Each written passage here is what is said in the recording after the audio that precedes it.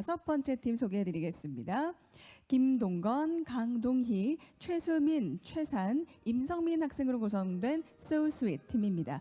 시골의 안전한 밤거리 보행을 위한 스마트 보안 등을 주제로 오늘 발표 들려주실 텐데요. 네, 멋지게 유니폼을 맞춰 입으신 모습이 보이네요. So Sweet 팀을 여러분 큰 박수로 맞이해 주시기 바랍니다.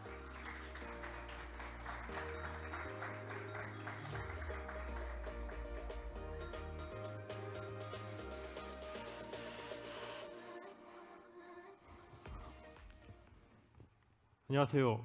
어두운 시골을 밝히기 위해 모인 소수의 팀입니다.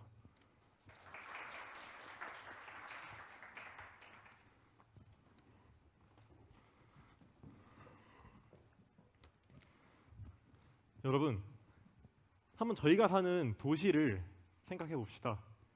조금이라도 어두워지면 가로등빛이 켜집니다. 그래도 어두운 지역이 있다면 남녀노소 누구나 안심기가 서비스를 사용할 수 있습니다. 안전한 보행을 유도해 주도록 LED 표지병까지 설치해 주었으며 긴급시의 통화를 위해 비상통화 장치도 설치되어 있는 모습을 흔히 볼 수 있습니다. 이것이 전부 도시에 녹아있는 일상입니다. 하지만 어느 지역의 경우 여전히 밤이 어둡습니다.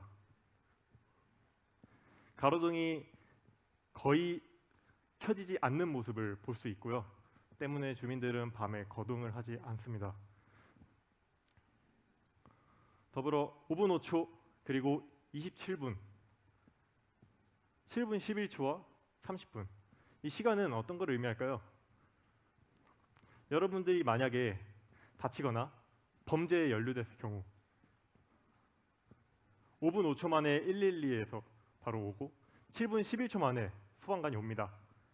하지만 이평리 주민들의 경우 가장 가까운 경찰서가 27분 거리에 있기 때문에 27분에 오고 30분 후에 소방관이 옵니다. 저희는 지난 7월에 주민들을 통해 어두운 밤길과 관련된 사건 사고를 경험 혹은 알고 있는지에 대해서 인터뷰를 해봤는데요. 방금 앞서 말한 그러한 원인들 때문에 과반수 이상이 사건 사고를 경험 혹은 알고 있었습니다. 이렇듯 보호가 필요한 지역, 시골의 이야기입니다.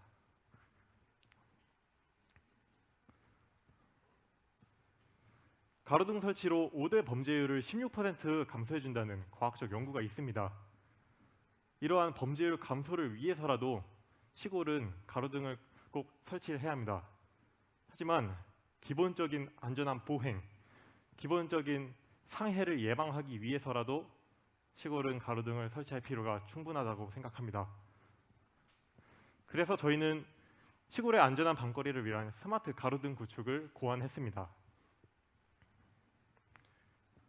밝고 농작물 피해가 없고 밤중 안전한 보행을 유도해주며 긴급 신고에 탁월한 가로등을 말했었는데요. 하지만 몇 가지 수정 사항이 있었습니다. 도로교통법상 아직 로고젝터를 통해 안전한 보행을 유도하는 것은 명확하게 법적인 제재가 있었고요. 앞서 말했듯 비콘 신기술을 활용해서 아무리 빠른 신고 접수가 되어도 근본적으로 거리가 멀기 때문에 이러한 문제 해결에 주력하지 못할 것이라는 판단을 했습니다. 더불어 엔지니어 자문에 따르면 저희의 정책은 전형적인 스마트 가로등 사업이 아닌 스마트 가로등 사업으로 움직이면 안 된다는 것을 배웠습니다. 차도와 대로변이 아니라 동네 안에서 거동을 하는 주민들을 위해서라면 가로등이 아닌 보안등의 정책으로 움직여야 한다는 것입니다. 보안등은 가로등과는 달리 분전함에서 전기를 끌어오지 않고 각각의 폴대에서 전기를 끌어 이 빛을 비추기 때문에 띄엄띄엄 설치되어 있는 것이 특징입니다. 따라서 정보를 얻거나 자료를 수집하기 위해서라도 명칭을 바꿔야 할 필요성을 느꼈습니다. 그래서 저희는 스마트 가로등이 아닌 스마트 보안등을 통한 충주 새성리, 괴산 이평리의 사고 예방에 주력하고자 합니다. 그렇다면 시골의 밤을 밝게 비춰줄 스마트 보안등 설치 과연 어려운 일일까요? 저희는 생각했습니다.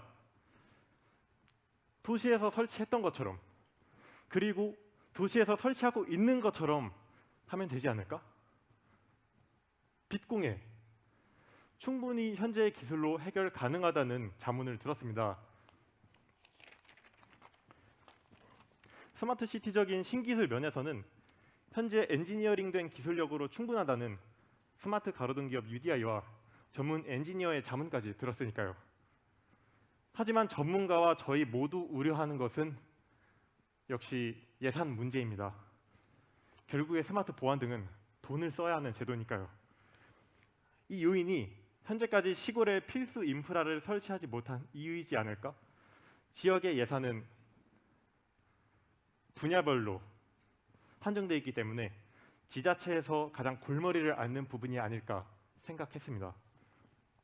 곧 예산 편성이 필수적이라는 것입니다. 따라서 저희는 예산을 경제적으로 줄일 방법을 구상하는데 큰 시간을 쏟았습니다. 우선 기존 마련된 사회 시스템과 기관의 정책을 활용하여 경제적 타격을 줄일 방법을 생각했습니다. 그중 저희는 스마트시티 코리아라는 국토교통부 산하 기관에 집중했습니다. 그리고 그 기관에서 올해부터 시행하고 있는 2022년 중소도시 스마트시티 조성 사업에 이목을 집중했습니다. 이 공모 사업은 스마트 도시 조성 및 산업진흥 등에 관한 법률 제27조를 통해 추진되는 프로젝트입니다. 조성 사업으로 지역 격차를 줄이고 지역 여건에 최적화된 스마트 솔루션을 구축할 수 있도록 공모에 선정되는 도시별로 선정 지역에 1년간 국비 20억 원을 지원하여 스마트 도시에 착수할 수 있도록 돕습니다. 올해 총 49곳의 지자체가 공모에 뛰어들었고 그중 16곳이 합격을 해 16곳이 공모에 선정되어 다양한 스마트 기술을 조성할 수 있게 기회를 제공받았습니다. 그중 저희의 스마트 보안과 일맥상통하는 방범, 치안 면에 경기 구리시와 충남 계룡시, 충남 예산군이 주민 안전을 위한 정책을 시도하고 있었습니다. 아직까지는 추진 단계여서 설계 마무리가 미흡하다고 자문을 통해 들었지만 공모 사업의 좋은 신뢰로서 지역 단위가 작은 곳이어도 충분히 스마트 보안 등 환경 활성화에 이바지할 수 있다는 것을 시사합니다.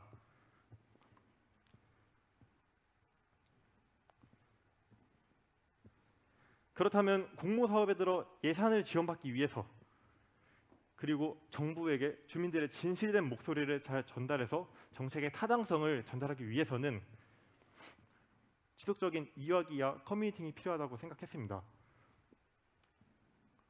따라서 저희는 뉴욕시의 조닝 제도에 집중했습니다. 20세기 초 뉴욕시는 예측한 인구 도시 밀도에서 벗어나 급속한 성장이 계속됐습니다. 그래서 뉴욕시는 1916년 고층 건물의 형태와 높이를 규제하고 산업단지는 산업단지끼리, 주거지는 주거지끼리 분류하는 하나의 효과적인 도시 관리 체제인 조닝 제도를 도입하게 되는 거죠. 이 과정에서 주목해야 할 것은 이렇게 아무리 인구가 많고 많은 자본이 오가고 거대한 대도시에서도 이런 조닝 변경을 통한 도시 계획과 설계 과정에서 뉴욕시는 까다로울 만큼이나 주민 참여를 고집하고 있었다는 것입니다. 뉴욕시 도시계획국은 심의 절차가 필요한 서류를 이해관계자들에게 보내 주민 커뮤니티 보드에서 심의 절차를 거치도록 합니다. 그리고 커뮤니티 보드는 반드시 공청회를 개최하며 60일 이내에 신청서 제출자 등에게 의견을 제출했습니다. 이때 커뮤니티 보드는 지역사회의 도시 서비스, 지역 주민의 복지와 관련된 계획이나 서비스 등을 제고하고 시의 예산 심의 과정에도 참여하는 등 지역 전반의 사항에 대해 주민 참여의 핵심적인 역할을 수행했습니다. 현재 우리나라의 스마트 시티 사업은 마치 하나의 유행처럼 번지고 있습니다. 스마트 도시일지라도 주민의 요구가 들어가지 않은 기술이라면 스마트하지 않은 도시임이 분명하다고 생각이 듭니다. 그래서 우리는 우리 지역만의 커뮤니티 보드를 추진할 필요성을 느꼈습니다. 시골의 근린 주거단지 지역의 특성을 보존하고 고려하는 스마트 보안등 설치, 스마트 방범 환경 조성이 대한민국 지자체의 조닝 제도를 통해 만들어질 수 있습니다. 실제 가로등 사업을 추진했던 UDI의 경우 전문가 입장에서 지역을 진단하고 지역 주민들에게 교육을 제공하는 등 커뮤니팅이 필수적이라고 자문을 통해 들었습니다. 그리고 아직까지 최대한 시민과 함께 하려고 노력하고 있으며 이러한 대화의 장이 아직은 부족하다, 더 필요하다라는 의견까지 제공을 받았습니다. 커뮤니티 보드가 더욱 중요한 이유는 정책의 타당성을 부여할 수 있을 뿐만 아니라 테스트베드, 리빙랩 제공의 뿌리가 되는 대화의 장을 조성할 수 있기 때문입니다. 리빙랩이란 하나의 스마트 기술이 있을 경우 그 기술을 직접 지역에 실험을 하여 어떠한 이점을 내는지, 어떠한 문제가 발생하는지 예상 밖의 그런 변수를 확인하고 더 나아갈 수 있도록 실험을 하는 그러한 발판입니다. 그래서 예산이 필요한 지자체, 스마트 테스트베드와 리빙랩이 필요한 스타트업, 공공기관, 정부, 대학, 기타 등등이 커뮤니티 보드를 통해 만나 테스트베드와 리빙랩 제공에 합의를 한다면 스마트 보안 등 및 여타 스마트 시설물을 제공하고 테스트베드 사용 비용을 제공합니다.